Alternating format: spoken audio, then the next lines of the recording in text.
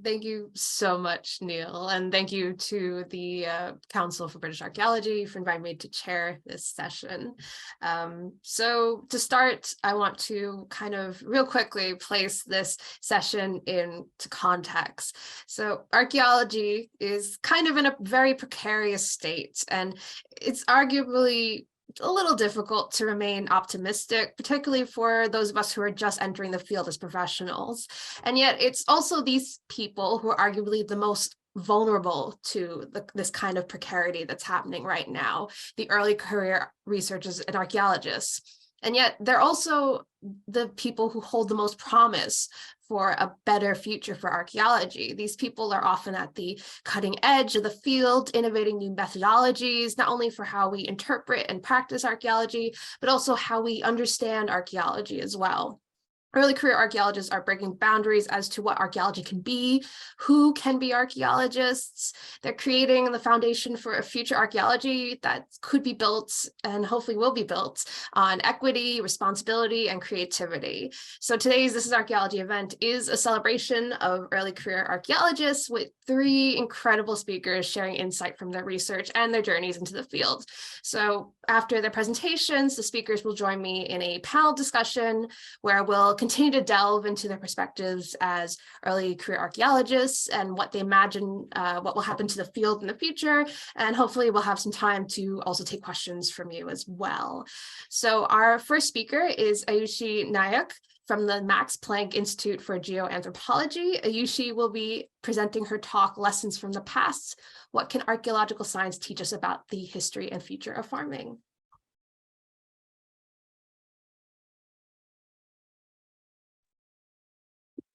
Thank you so much, Alex. Sorry, it took me a second for my laptop to unmute.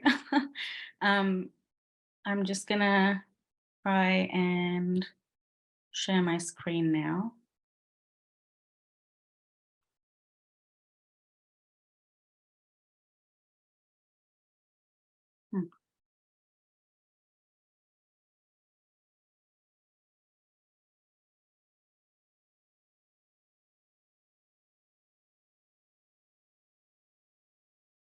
Gosh, there's always a problem, isn't it? We just tried it out.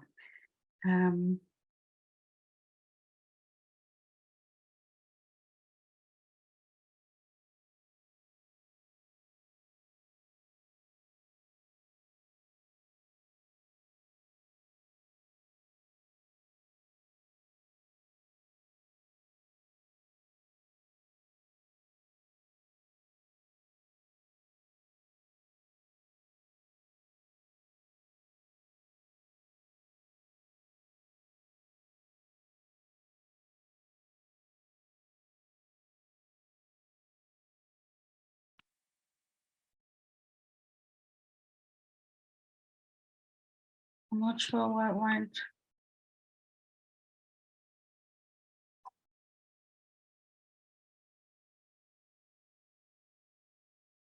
Okay, I think it should work now. Oh, great. Oh, got a little bit nervous that it wasn't gonna work. Great, so thank you very much to Alex for thinking of this event and for considering me to be a speaker for this. I'm really honored and really happy to be here. And also a huge thanks to CBA for putting together this event, for putting together what I hope will be many more This Is Archaeology events that will highlight this kind of research, and also researchers who aren't always represented within our field. And that's a really exciting thing to see CBA sort of put their weight behind. So thank you, Alex and the CBA, for this opportunity.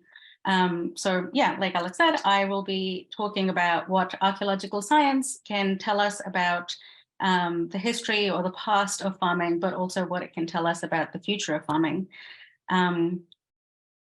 And throughout the talk, if you have questions or comments, of course, feel free to put that in the chat, but also drop me an email or a Twitter DM or a tweet, whatever you want.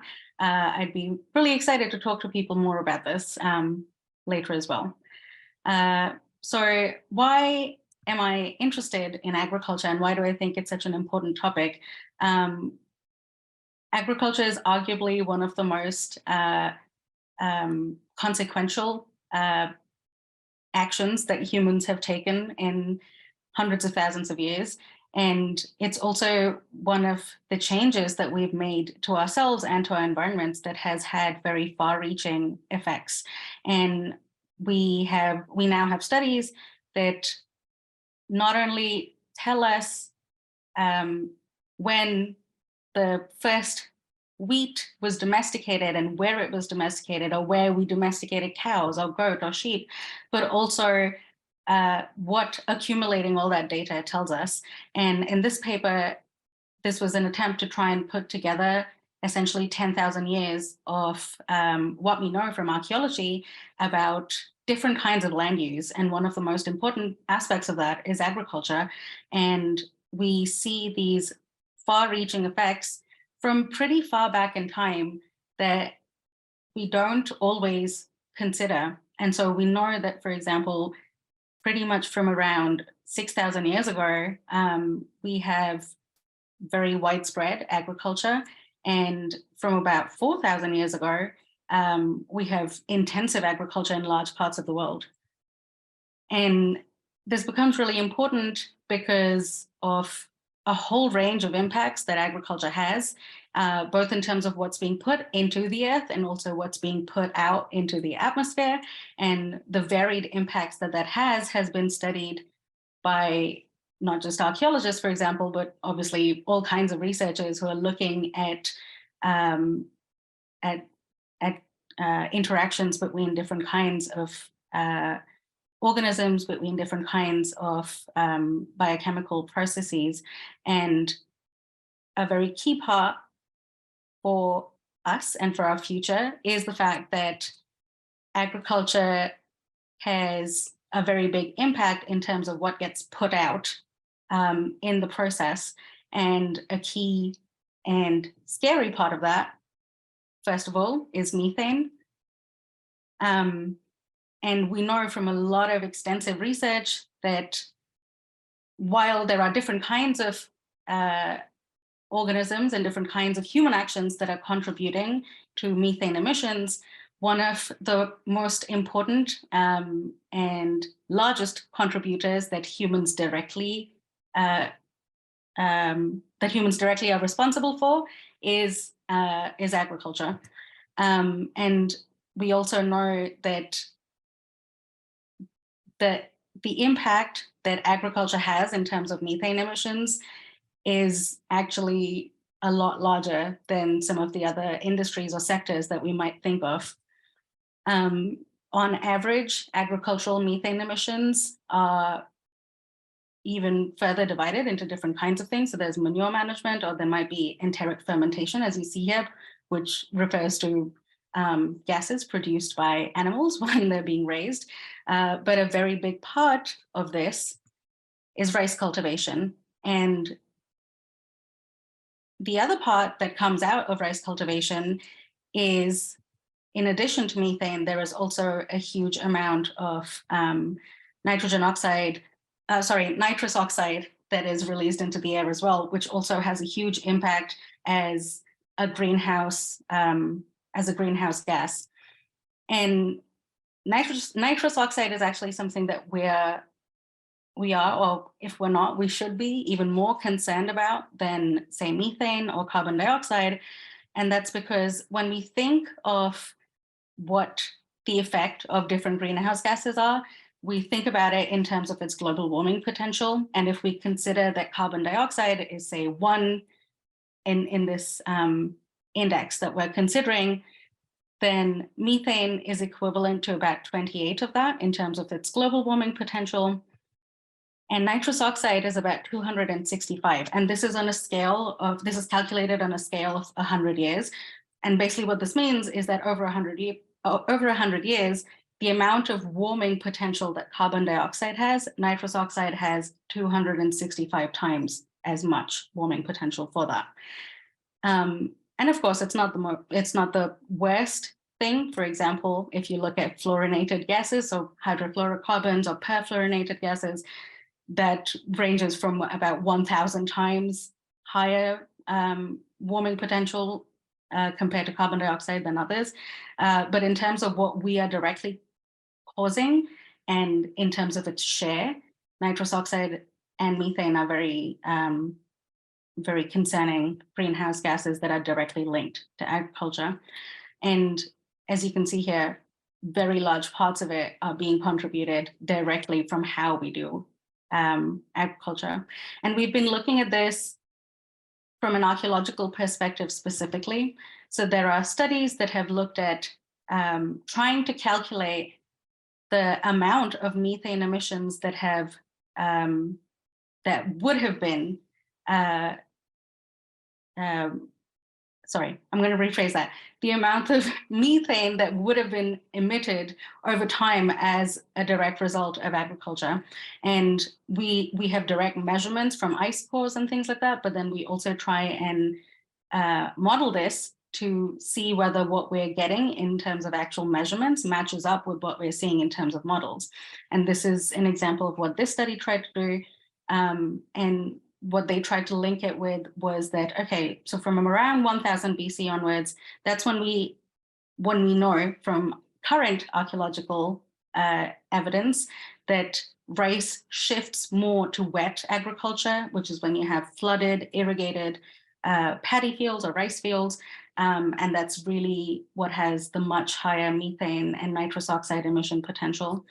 And again, if we try and model that, what does it look like versus what we know archaeologically versus what we know from measurements of these various gases from, say, ice cores or something like that.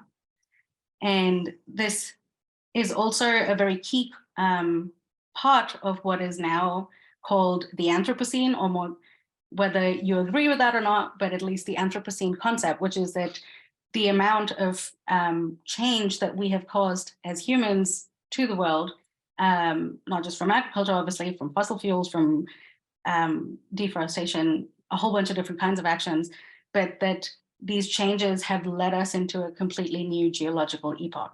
And whether you agree with that or not, or whether you agree with where it starts or not, it is undeniable that the way that we practice agriculture, and that we have been practicing it for thousands of years at this point, has had a huge impact in the world. And this also becomes really important when we think about South Asia, which is primarily where my research is based.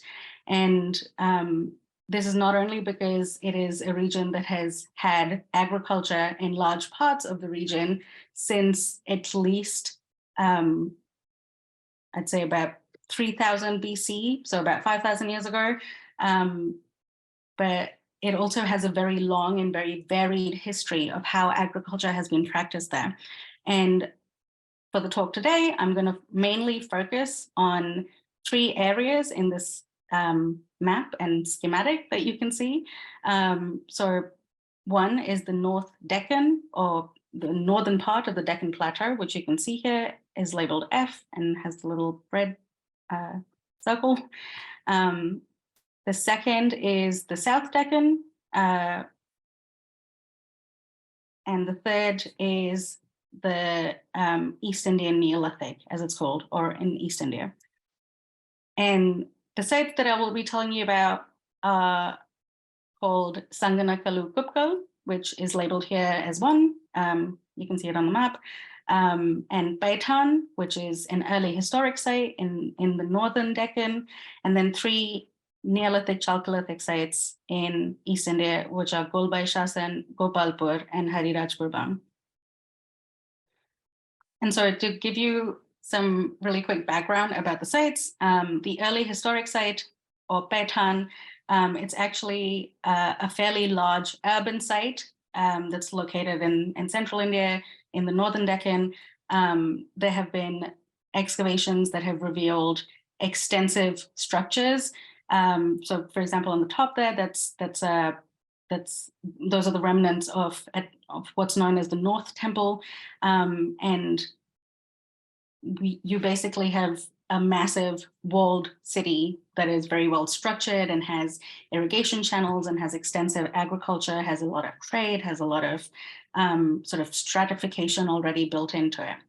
And then when we talk about the Southern Neolithic, I just realized I should have gone the other way around in terms of time, but when we talk about the Southern Neolithic, which is in the South Deccan, that is actually one of the earliest farming communities that we see in peninsular India.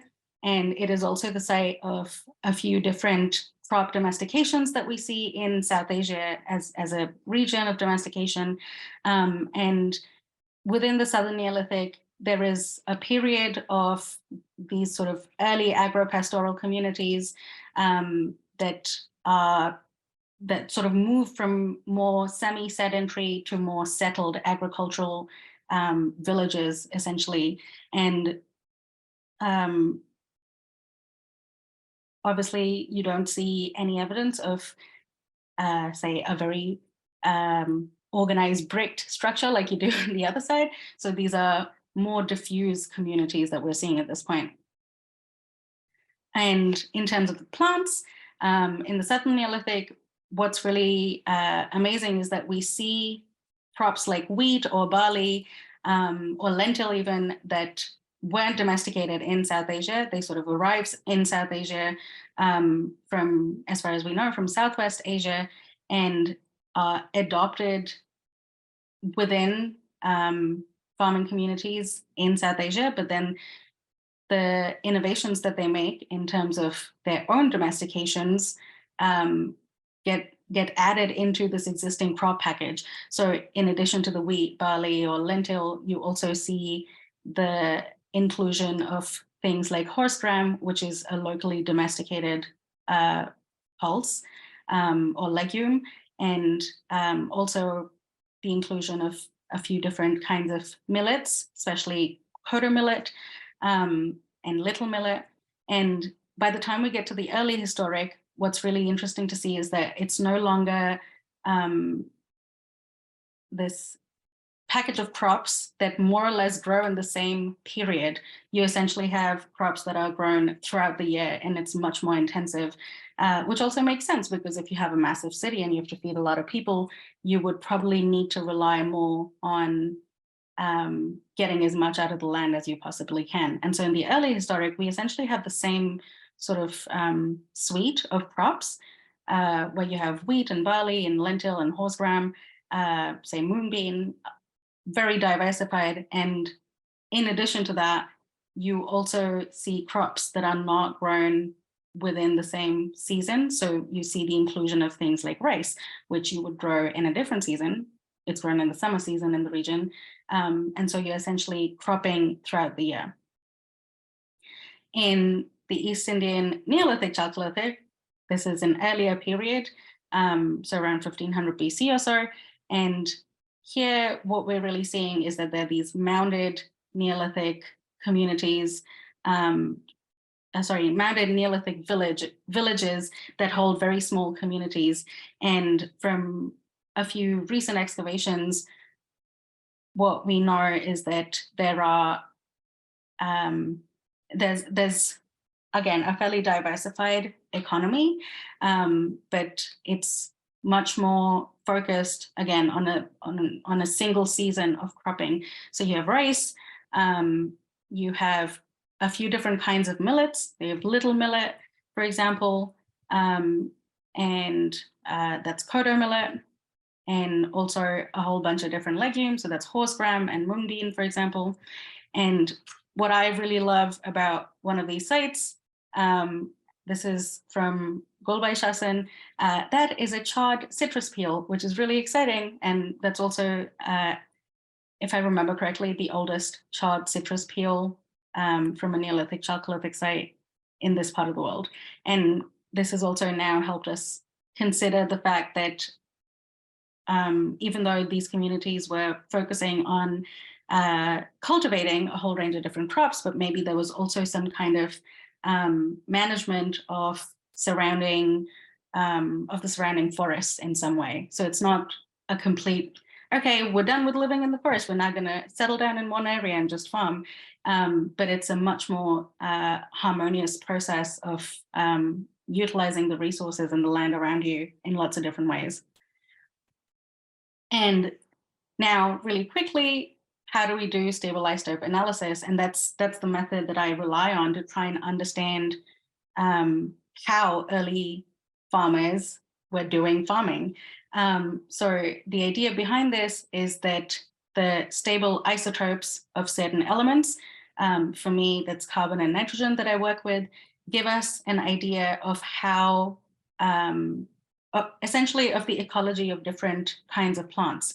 And a really key part of that is that we try and get a sense of what different crops look like isotopically, and then try and compare that with what we're seeing with the archaeological samples. And so part of that involves going and collecting modern botanical remains, charring them, and then analyzing them in a mass spectrometer to get the stable isotope data.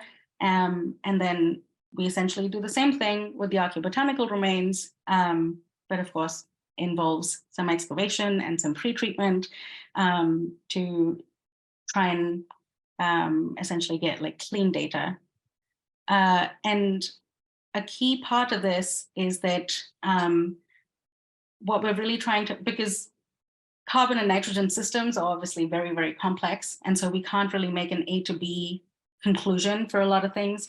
But overall, what we're trying to understand is whether we can get a sense of what kind of irrigation or water management strategies were being practiced, and also if and how much manuring was being practiced. And those two are also really key when we think about what impact agriculture was having in the past and now, and will continue to have in the future. And this is just sort of a model of what stable isotope analysis is showing us more generally. And so, okay. And so with the modern plants that I analyzed, what we were seeing very nicely was that the lowland East Indian rice that I'd collected, which doesn't really require a whole lot of water to grow, is wetter than the Deccan irrigated rice, which is essentially a much drier region and would require a lot of irrigation for rice to be able to grow at appropriate yields over there. And so that was really great to see. So essentially we're seeing this correlation. And again, with the caveat that there isn't an A to B, okay, this number means this much irrigation, because that's not what it means. It's more about getting a sense of how much water availability the crop had when it was growing. And it's good to see that separation between a lot more water being applied versus less water. And we were also seeing the same thing with the manuring, which was that essentially the higher the amount of manure, the higher nitrogen is going into the soil and the higher the nitrogen of the crop. And so with the Deccan rice, this is all modern rice, we're seeing much higher nitrogen in that than the Eastern rice. And so really quickly to go to what the archaeobotanical data was showing us, this is a little bit confusing, but essentially the L, W, and B that you can see, that refers to lentil, wheat, and barley. And that's showing you, the dotted line is showing you what would be the poorly watered value from the model that I showed you a little while ago. And the D and E is the Deccan and East Indian rice that I analyzed, so modern rice. And so this essentially enables us to see whether the archaeological crops are well watered or not.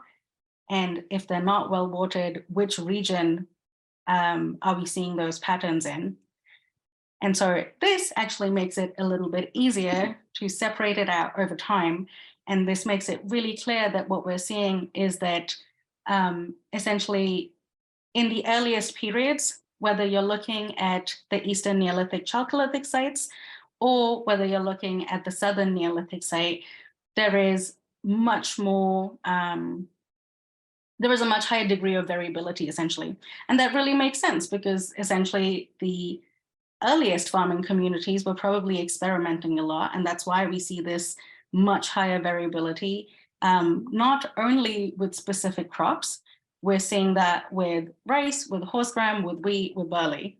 And as we get into the early historic site, which was Paitan in the northern Deccan, we begin to see much higher inputs, essentially, both in terms of irrigation and also in terms of manuring. And here's, it's very clear for the irrigation. And yeah, that's just really great to see, because what we're getting from this is that early farming, I'm going to get really quickly to this, that early farming was a lot about experimentation and what we now recognize as agroecology, and about sort of trying to match up how agriculture is done or how agriculture is practiced with the local ecology, and also trying to enmesh that with traditional knowledge, as well as acquired knowledge from any scientific or experimental data that we might gather. But this is a very key concept as we start to think about sustainable development goals, and about the Anthropocene, and about methane emissions, and how we're going to feed everybody. But the fact remains that these are concerns that need not just the data that we gather right now, but they also need the data from the past of what we have been doing in different parts of the world with different kinds of crops, and especially as populations were growing sort of exponentially. And this data is really important in improving how we understand the past, but also in informing our models of methane emissions and of nitrous oxide emissions and carbon dioxide, and all of the things that we use to, for example, put together an international methane pledge, or a net zero pledge, or whatever. So these are all my collaborators, and I'm really, really grateful to them for helping me with analysis, with analyzing the data, with interpreting the data, with writing it up. And thank you so much for listening. And once again, please get in touch if you have comments or questions.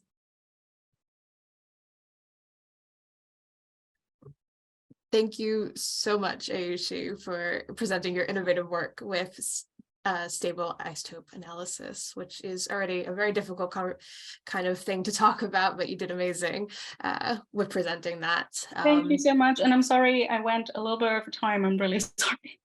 It's fine. We all do it. And it might as well be you.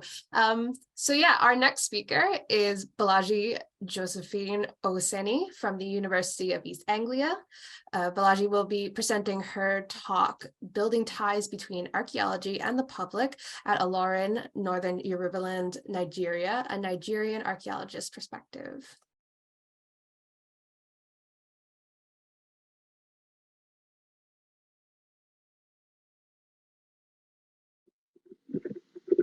Hello everyone, my name is Bolaji Owoseni. I'm a doctoral student in art history and archaeology at the Sainsbury Research Unit, University of East Anglia, UK.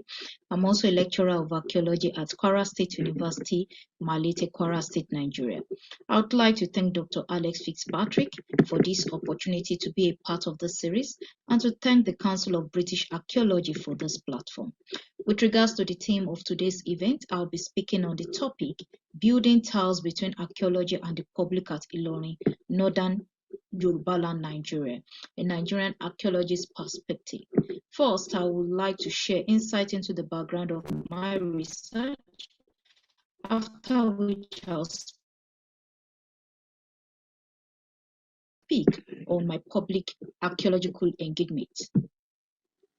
This presentation is based on my doctoral archaeology fieldwork experience in Ilorin, Nigeria in 2020, focusing on how archaeology was utilized to foster collaboration and relationship building between myself as the researcher, various members of the Ilorin public, and some stakeholders. The archaeological research involves survey, excavation, traditional and local knowledge collections from various members of the Ilorin area. This resulted in various knowledge production of the Ilorin area, both past and present, among participants and created further research opportunities during and after the research work. Public engagement has been defined as the various ways in which activities and benefits of higher education and research can be shared with the public outside the academia, such as communities, scientists, practitioners, and decision makers, by exploring innovative approaches for learning, producing knowledge that is relevant, credible, and legitimate. It is a two-way process involving interaction and listening, with the goal of generating mutual benefits. So for us as archaeologists, we believe that engaged research illustrates the power of the discipline to build bridges, contribute to scientific understanding, and generate meaningful conversations about people's connection to their heritage past. This is based on the understanding that we have of our responsibility to communities whose history and cultural identity are either embedded or not in the archaeological record. To begin with, my doctoral research concerns the archaeological investigation of the historically significant city of Ilorin in the northern part of Yoruba-speaking area of Nigeria. It aims to begin with to fill the gap of the origin past of the area by investigating its local and regional socio-political development prior to the 19th century through archaeological material culture. The project was motivated by the lack of systematic archaeological investigation of the area, despite it being well known in the history of Yorubaland and West Africa more widely by the 19th century. Also, archaeology has been underutilized as sources for the history of Ilorin, especially compared with what research has been carried out in neighboring areas in the region, such as Odoyo, Ife, Benin, Igomino, Edele, Lari, as well as other areas of West Africa, such as Save and Dendi in present-day Benin Republic. Ilorin was an important center in West Africa by the 19th century. The city has been reported as a significant socio-political frontier of the defunct West Africa Odoyo Empire, which collapsed in the first half of the 19th century. Ilorin is also known for its strategic location at the Sudanic belt between the forest and savanna region of present-day Nigeria, and also close to the trade routes of the Odoyo Empire. And all these attracted various forms of interaction widely by the 19th century, such as diverse people, traditions, and interregional trade networks. Ilorin is also known for its craft production, especially stone bead production, which is now in extinction, pottery production, and textile production. So based on oral tradition, Ilorin is made up of descendants of early immigrant settlers from some parts of West Africa, mainly the defunct Odoyo Empire and the northern part of modern Nigeria, probably around the 17th century or later. However, the people's sense of connection to their land is very strong, especially at the infiltration and prevalence of Islam in the area by that time. To address the archaeological gap, I decided to investigate a part of Ilorin known as Okesuno, one of the oldest quarters of the city. In 2020, as part of my doctoral studies, I conducted archaeological fieldwork in some parts of this area. The fieldwork yielded significant information on sites, artifacts, and features. As such, a diverse set of material culture was documented, including abundant ceramics of various types, portia pavements, lithics utilized sheds, fauna remains, shell, metal objects, beads, and human remains. 5 radiocarbon dates from 3 of the excavated units span between the 6th and the 12th century. As such, the research added valuable new archaeological data to improve understanding of Yorubaland, demonstrating substantial extension in the time depth of Ilorin occupation, which was historically situated around the 17th or 18th centuries. Already, the research work has culminated into a co-authored paper with my supervisor and Hawa in 2022, titled Survey and Excavation in Ilorin, a First Archaeological Insight. As part of the research activities, public archaeological engagements were conducted and various members of the Ilorin public were involved. This includes staff and students of Kwara State College of Education Ilorin, where the main research activities took place, descendants of the past community of Okesuno, and some members of the Ilorin community. In addition, for the first time, staff of the National Commission of Museum and Monuments Ilorin branch participated in Ilorin archaeological activities and were involved in the community engagement.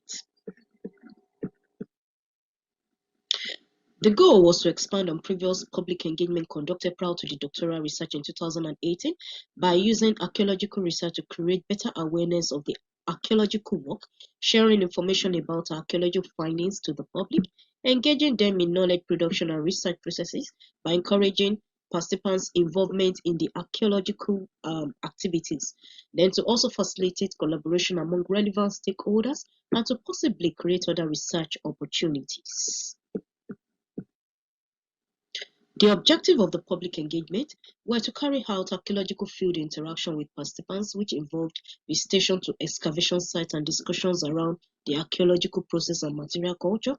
It also included participants' engagement in the research process, such as archaeological surveying, surface collections, and excavation-related activities, and other collaboration on Ilorin archaeological and heritage processes, especially around the Okesuno Ilorin community, which was being studied. Prior to the doctoral fieldwork research in Ilorin, in 2020, I facilitated a community archaeology engagement as part of Kwara State University Student Archaeological Annual Fieldwork Season in 2018. The public engagement was conducted by the Kwara State University Archaeological team, consisting of 2 archaeologists, including myself and a historian. The aim of the activity was to showcase the history, heritage, and archaeological potential of the Ilorin area during the research process. The activity took place within the Kwara State College of Education, which is on the grounds of Okesuno Ilorin. The participants involved in the 2018 public engagement were very limited, and they include members of Kwara State College grounds, some secondary school students, and the archaeology students of Kwara State University during the fieldwork activity. Now, the activity included discussions on the historical, heritage, and archaeological significance of Ilorin in Yorubaland and beyond. Now, these discussions promoted opportunities for developing a good relationship and strong collaboration with the members of the community. Now, the activity also yielded an exchange of relevant information which led to further discussion on similar activities in subsequent fieldwork. In addition, the engagement was to introduce the idea of engaged research to the archaeology students of the State University during archaeological fieldwork process. So, within the wider Yoruba area in West Africa, community engagement research or public engagement research is not new. And so we have examples like Old Oyo Archaeology Project in southwestern Nigeria, led by Akinwumi Ogundiro. He's a professor of Yoruba and African diaspora, and he organized a photographic exhibition of the archaeology of the area within the present Oyo town. And if we look at the photo, it involves the king, that's the late king of Oyo, and other key members of the town. Furthermore, we also have in Ile-Ife, southwestern Nigeria archaeology project, which were led by archaeologists such as Tunde Babalola, Professor Adisa Ogundiro, and Gira Chan, who also conducted exhibitions on the archaeology of Ile-Ife.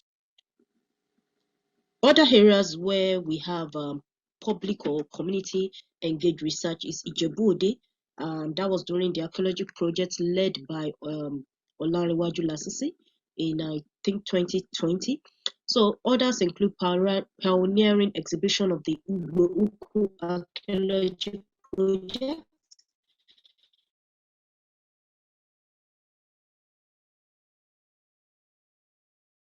in southern Nigeria and material culture, and this was led by Dr. Tunde Babalola and Kingsley Dara Ojimba in 2020. So these are some of the examples of the community or public engagement that has been carried out within the Yoruba region. Now we are going to even other areas of. So further away in Sierra Leone in West Africa, we also have engaged archaeological research led by Oluseyi Agbelusi, and this public or community-based engagement research have contributed greatly to better awareness of the discipline and collaboration in archaeological research among participant communities and development of local capacity building.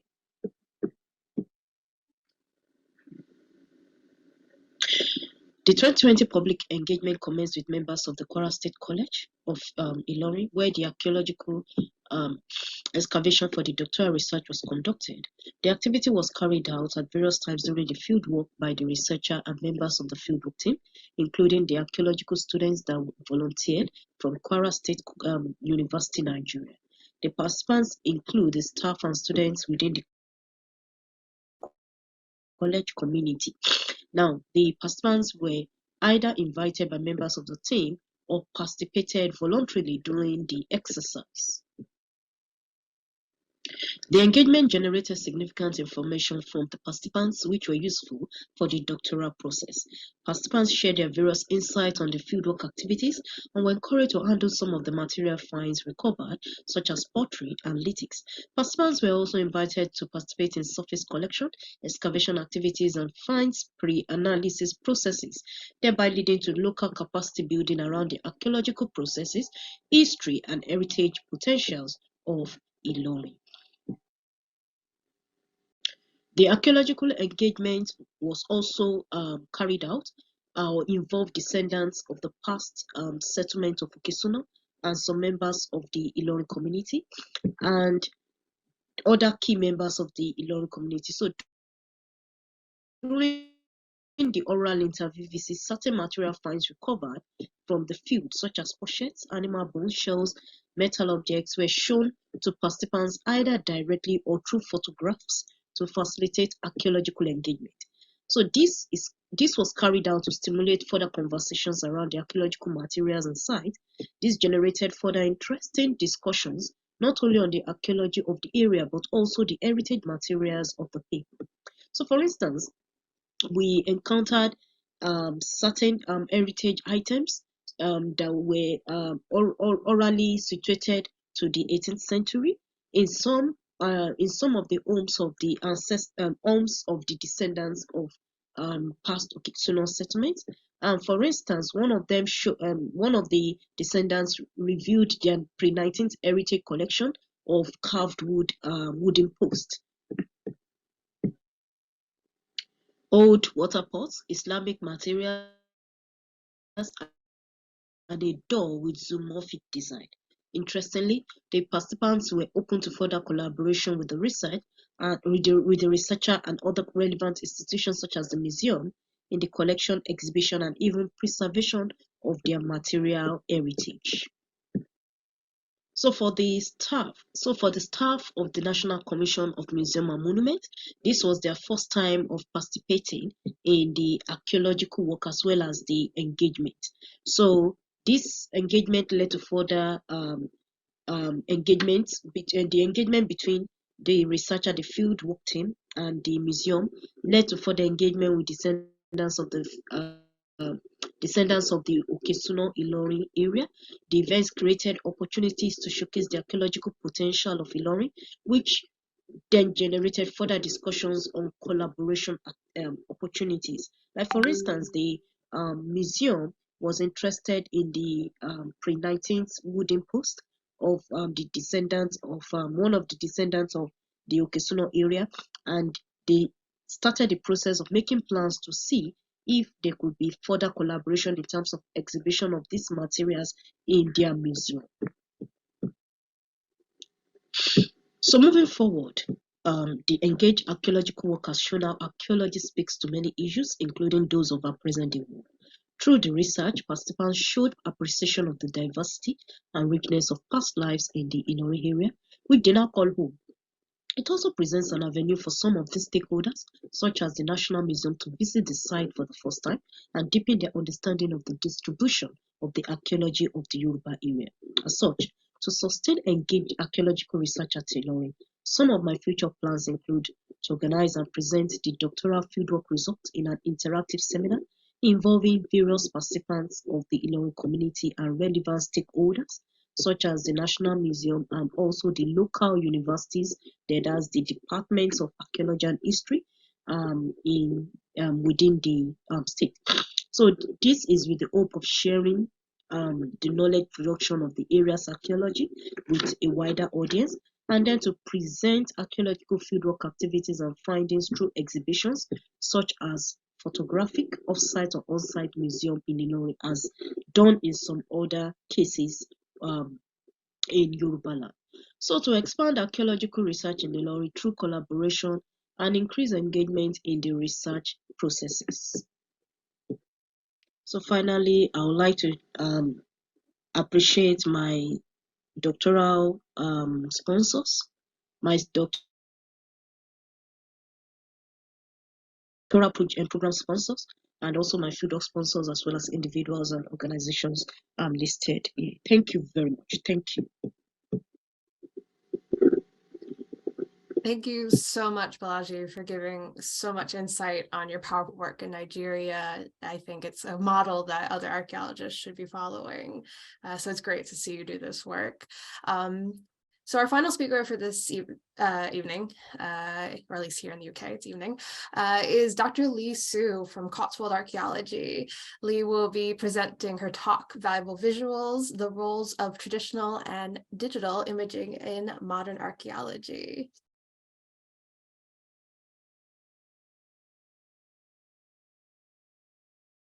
Hi everyone. I'd first like to thank the Council for British Archaeology and Dr Alex Fitzpatrick for inviting me to speak tonight. My name is Dr Lee Su. I'm a senior illustrator at Cotswold Archaeology. So for tonight, I wanted to reflect on some of the different ways we visualise the past in archaeology and to assess the pros and cons of these different types.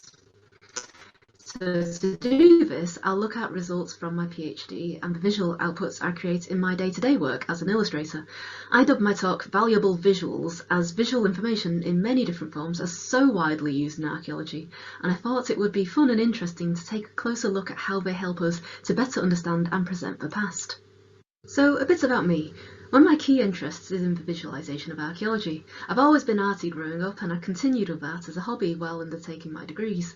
I've been working as an illustrator for Cotswold Archaeology since 2021, after I completed my PhD at the University of Bradford.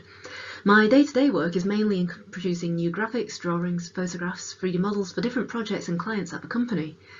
For my PhD, I recorded and analysed new 3D data of archaeological sites in Shetland and compared this to legacy data from the sites, and I'll go into that later.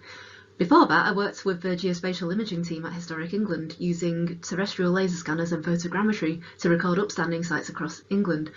And the fascination with different ways of visualising archaeology started really early for me. I used RTI to examine Neo-Assyrian reliefs for my undergraduate dissertation, and I digitally recoloured some based on my research into surviving pigment traces. And I was pretty chuffed to be the first published article in Antiquity to use GIFs, as you can see on the right-hand side going along the screen there. So for today's talk, I'll give a quick introduction into some of the different visual data types that we use in archaeology, looking at some that I cover in my current work. In 15 minutes, I won't have time to go into all of them, but I'll rattle through how specific ones are useful in different ways and have different applications. Then I'll explain how, while there's so many different types of visual data, some of the most cutting-edge digital techniques we use haven't been evaluated in great detail. So we'll look at ways that I addressed this in my PhD research. In my thesis, I looked at 3 different research questions and explored ways that new 3D data and legacy images can be used for different purposes, for new archaeological research and discoveries, to assist in active conservation of sites, and how to present complex archaeological themes to different audiences. So what am I looking at in the first place? It's summarised, it's the visualisation of the past. So if we take a moment to think about what kinds of images are used and how in archaeology, you'll soon realise that there are loads. And I use the term visualisation as there are so many image-based data types out there. So in my day-to-day work, I do create a lot of maps. It's always important to show where sites are located in the world. And having site plans to show the features that are found during excavation, that's really key and vital too. And of course, we need to show interpretive plans to help people to understand the different phases of archaeology that we find and interpret. Interpretative plans are also used to show how features are found in situ on sites. And the section drawings help us to understand stratigraphy of different contexts, so combining them with photos and plans gives us a better, fuller picture of the arrangement of archaeological layers on a site. Reconstruction drawings are very useful at the publishing stage for giving a potential view of what sites or features looked like at different points in the past. And I do quite a bit of finds photography, as it's a quick and accurate way of presenting a visual record of an object. Ensuring all important angles of an object are shown is essential to make sure the viewer can fully understand the composition of a find through looking at the photos, like this fragmented but almost complete dagger. So you can see there are many kinds of visual data. I haven't even given an overview of the different types used in public outreach. At Cotswold Archaeology, we're currently exploring multimedia options like ArchGIS story maps, which blend interactive maps with contents like 3D models, videos and text as an additional way of sharing information in addition to traditional monographs. It's unsurprising then, with this wide range of choice, that there's been a few debates which have developed in the field over the pros and cons of different recording methods, even raising questions like, why should we still draw when we have photos? Why still plan and survey by hand when we can laser scan? Of course, there are often very good reasons to produce hand-drawn illustrations. As you can see on the slide, drawings can be much more effective at clearly presenting details that photographs can't.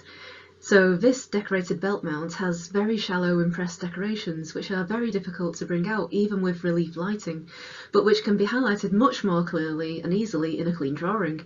You can also easily show its thickness in section. But these pros and cons still haven't been fully examined for many of the newest digital data types now used in archaeology. No one's really evaluated these to find out which types best fit different situations. So at best, we have many publications out which are case studies of innovative methods of recording, but there's very few detailed scrutinies of these results. So it was this gap in knowledge that my PhD sought to fill, and its results are what I want to share with you for the rest of today. So during my PhD, I was lucky enough to research 3 fascinating Iron Age sites in Shetland. Each of these 3 sites had very different histories of treatment and past archaeological works to the other, so this presented an ideal opportunity to look at different imaging techniques and existing data sets of these 3 sites.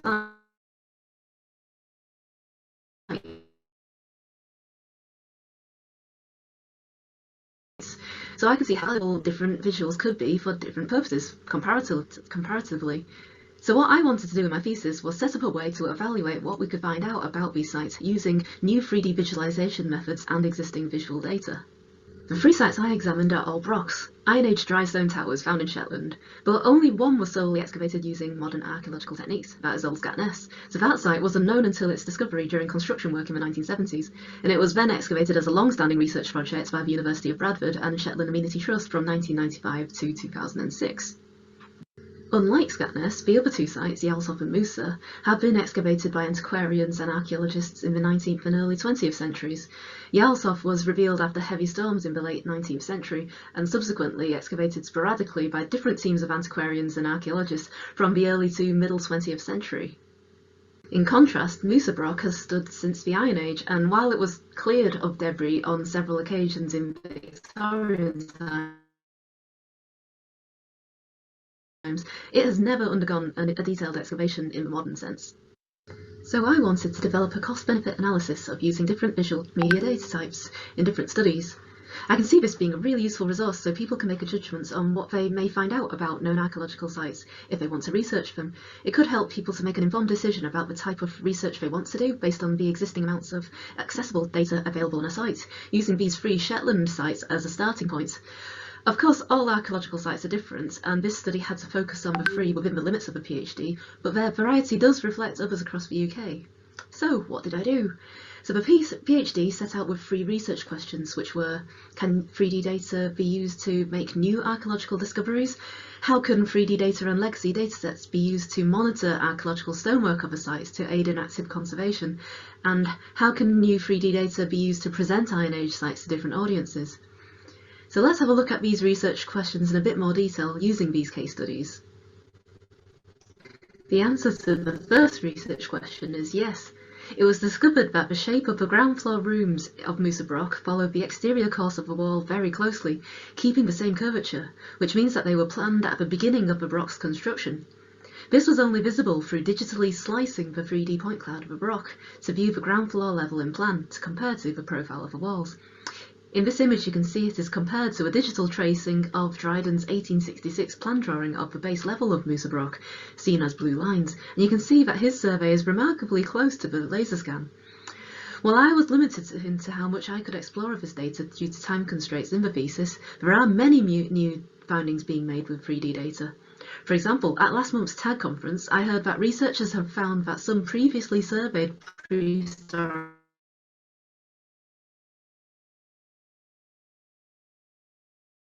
rock art at Creswell Crags is not in fact real, based on their photogrammetry and RCI imaging results, which showed fewer carvings than expected.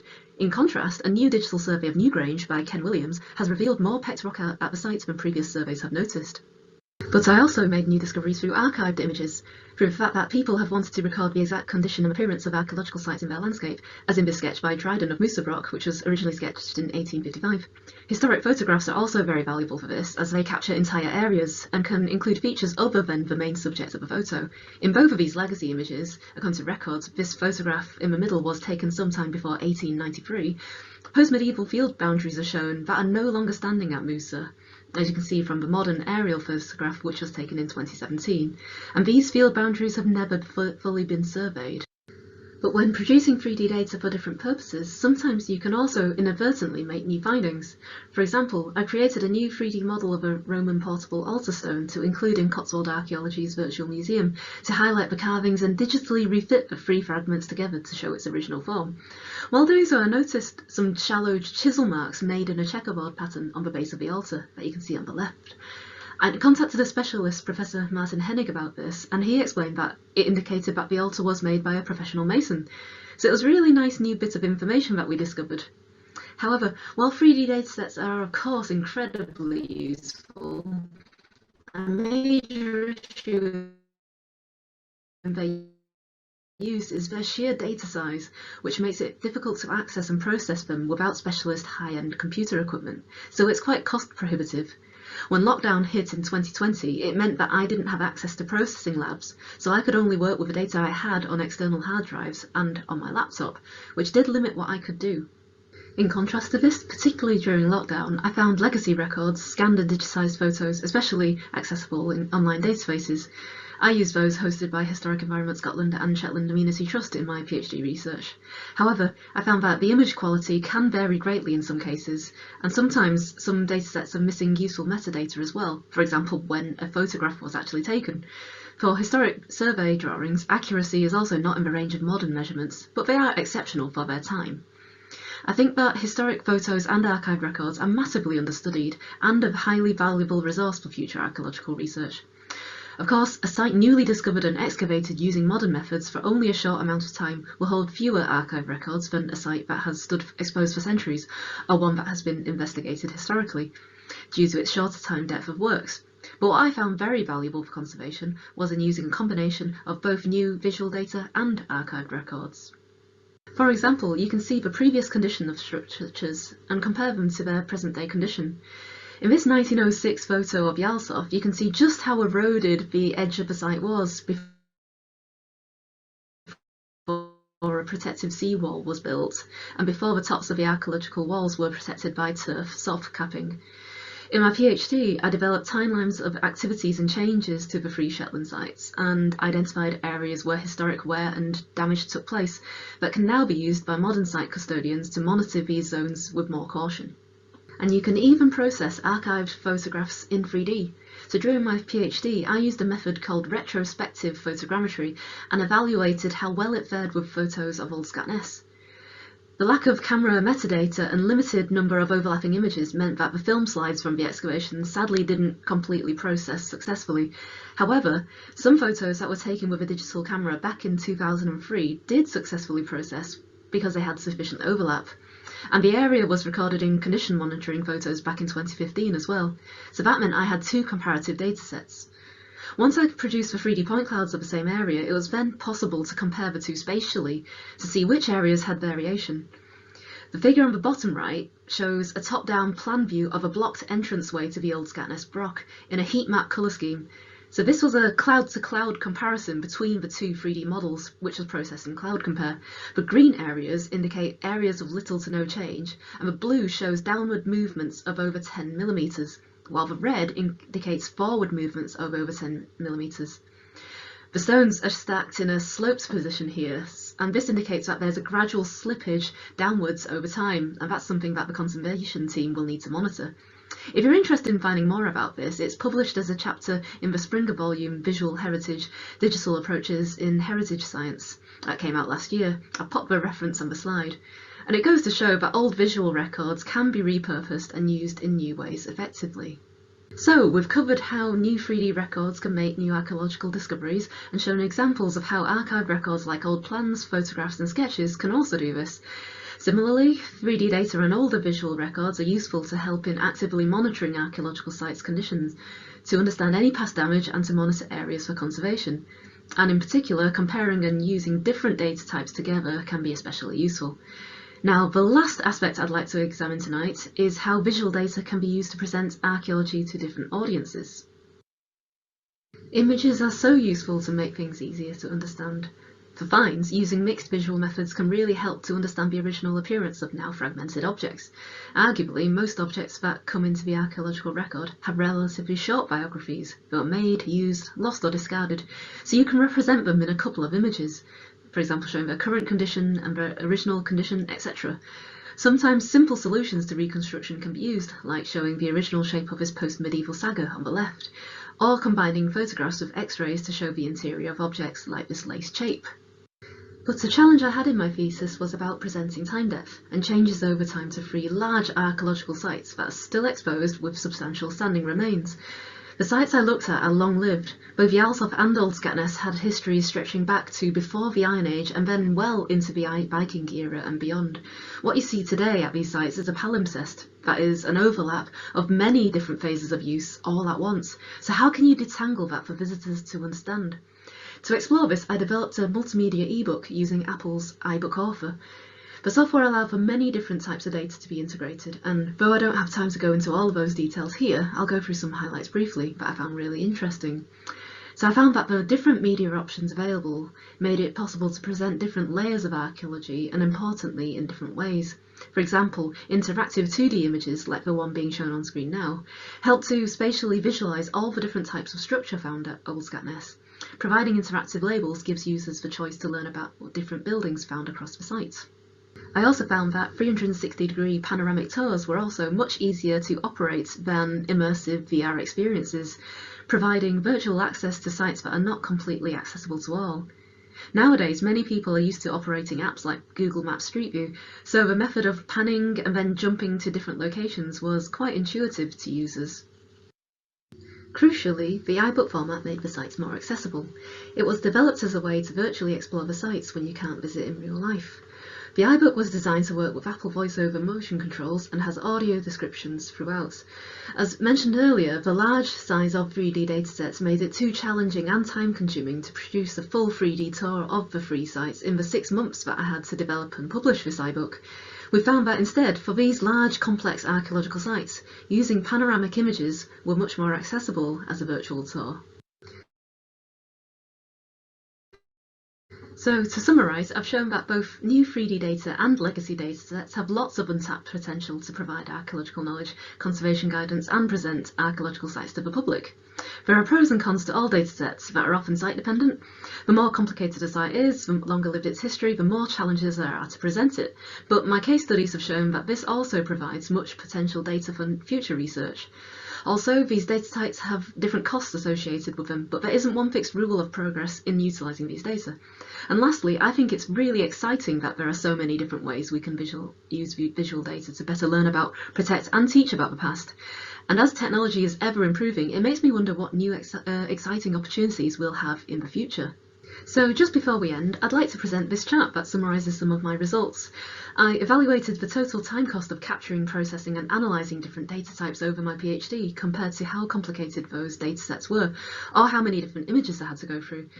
And you can see that generally producing new 3D data takes the most time and resources for research, while desk-based research of existing published resources are quicker to process and study. I plan to publish a much more in-depth paper about the cost-benefit analysis I conducted on different data types and the findings we can make from them. I think the results can be transferable to other archaeological sites across the country, so if you're interested, please do give me a follow on Twitter as I plan for future publications. Thank you very much for listening today. Thank you so much, Lee, for providing just a glimpse of the incredible work you've been doing. And personally, I did my PhD alongside Lee, and I got to see a lot of that in person. Well, not really. I got to kind of look at her laptop sometimes and not know what she's doing. But that's the joy of this event, is seeing all the different ways people are doing archaeology. And, you know, even as an archaeologist myself, I have no idea really how any of you do the things you do. So it's so great to have you all here to talk about your experiences and your research. So we are going to quickly get into this final part of the session. We'll have a bit of a panel discussion. So yes, please post any questions that you have for our speakers in the Q&A box. I will try my best, we will all try our best really, to get all of them done. So first question for Ayushi, how much do you think colleagues in relevant sectors outside of archaeology are using research such as yours to inform thinking about climate change and sustainability? Do you think other sectors realize how much this kind of research can contribute? I was actually typing out a reply to that literally right now, but I will send that as well, but I'll also answer that. I think there's been a big change over the last decade or so in terms of seeing the potential of archaeological data and understanding climate change better, understanding anthropogenic land changes better, both now and in the past, but also in understanding solutions better in how to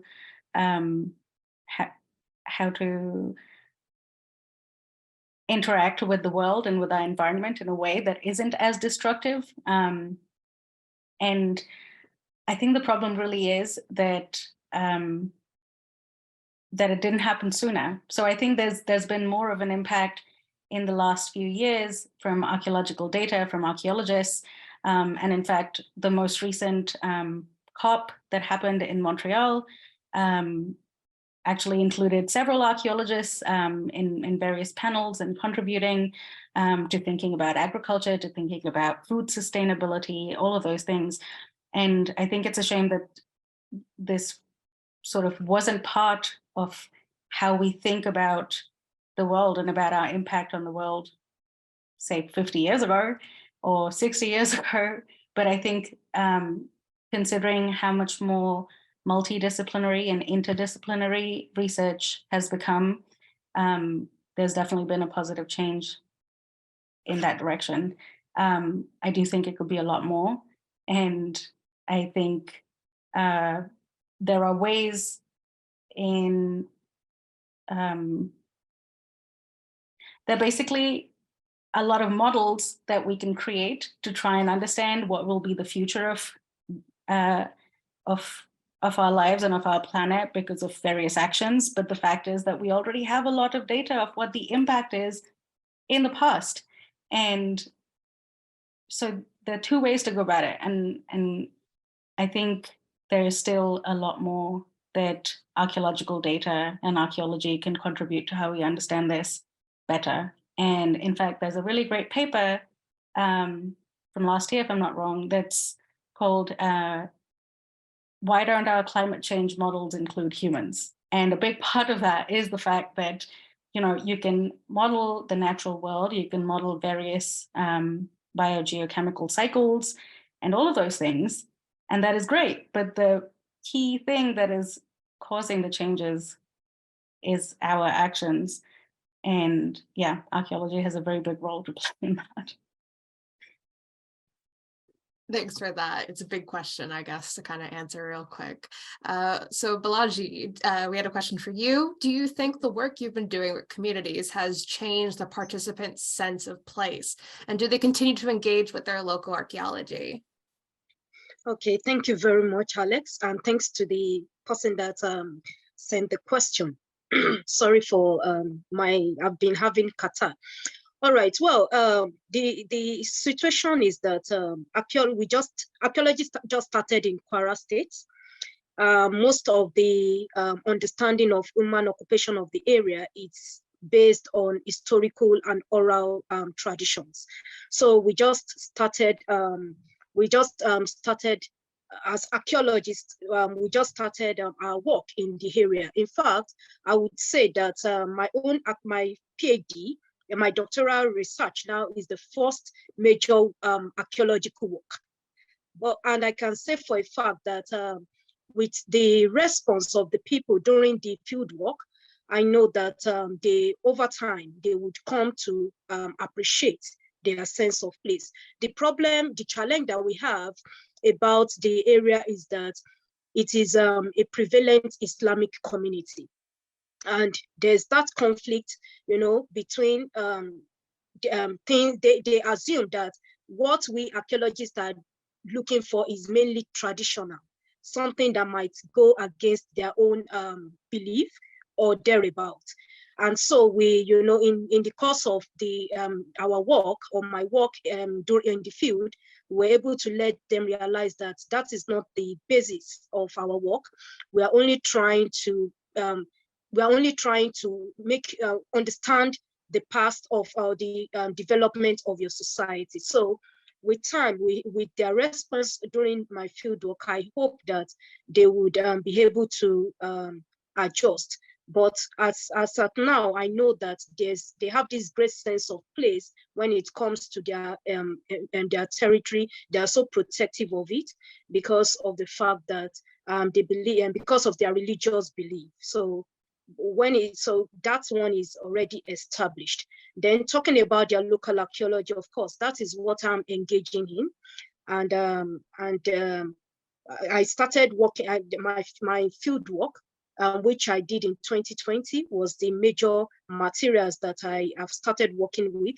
And hopefully after my doctoral research, I intend to continue to work within that region, because at the moment we've been able to I've been able to get some other sites, some other archaeological sites within Ilorin that I know will be of great interest to the understanding of the development of that area in early times. Thank you. Thank you so much for your answer, Bolaji. That's really, like I said, it must be very difficult work sometimes. So it's great that you're approaching it at such a community level. So our final question before we wrap up is for Lee. So Lee, do you think digital imaging techniques like the panoramas and iBook help open archaeology up to different audiences? Oh, it's a good question. The optimist in me thinks, I hope so. I hope it is. We launched it last year. Well, it was meant to happen in 2020, but then of course COVID. So we finally were able to launch it in Shetland last May at the Shetland Museum. And it was quite nice just seeing, quite a broad breadth of different visitors go in and have a go with it. And what I really twigged was that when really young children were coming up to it, like they're just so used to using touch technology now, but they were just zooming around these sites using, these panoramic tours, and they just knew exactly what they were doing. They didn't need any explanations. It was quite amazing actually to watch, a 5-year-old just go zooming in and just hopping around the sites. It was really impressive.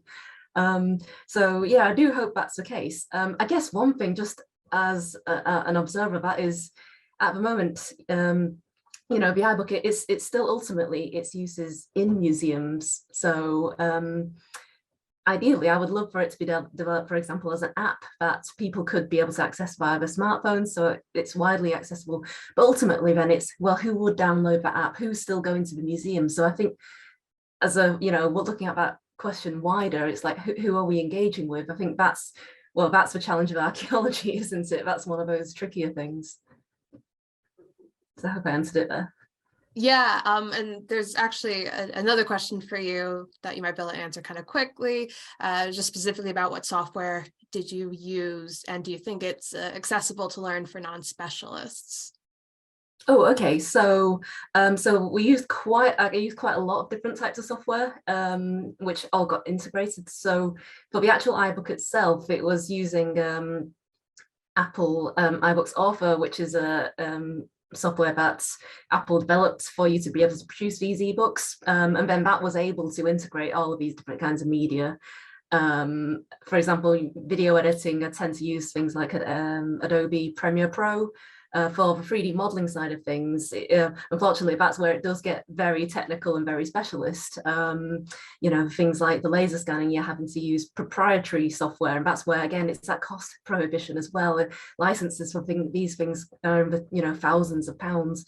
But I do use a lot of photogrammetry as well. So in my day-to-day work now, you know, I'm still using Agisoft, but also reality capture, which I've been teaching to school groups actually. So once you teach people the basics, it's quite nice that you can get a bit more experimental with things like that and try them yourself, which is really nice to see. You just need a smartphone, and if you're able to take these overlapping images now, I know that with reality capture, for example, they've allowed people to process data for free. So unless you want to export it, then they start charging you money. That's the issue with proprietary software. They all want money from you. But it's nice that there are options out there for people to try, even if they can't afford, like, for example, proprietary software, you can use open source versions as well. So that's really useful. Thanks for that. But yeah, I mean, I think everyone here, all the speakers we've had here are great examples of kind of not only the diversity of archaeologists themselves, but also archaeology. And it sounds like everyone is kind of at that cutting edge. And hopefully all the people here who are watching will be able to find your work as you publish, and, you know, changing the way that we're approaching archaeology. So unfortunately, I think we're out of time for any more questions. So I think I'm going to throw it back to Neil to close us off. But real quick, thank you again for everyone who's come. Thank you to our speakers who answered my emails and were so gracious to come here and speak.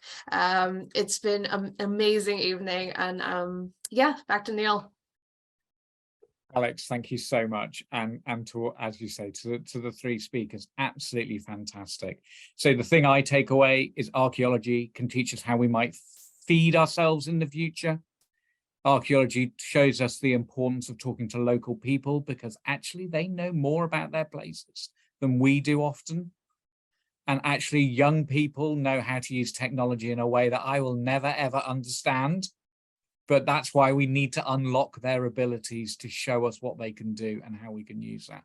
And I think that that last comment there about, you know, the technology is really why we need to hear from young people and get them involved and get them engaged, because their perceptions are so different from ours. And that is, again, this whole point of what we've brought in. And Alex, thank you so much for chairing that. You know, you really do just bring that conversation together and make it real. Again, everyone, if you want to hear more from Alex, go on her podcast, Archaeo Animals. It's absolutely, it's such good fun listening to it. And you'll never think about animal bones in the same way again.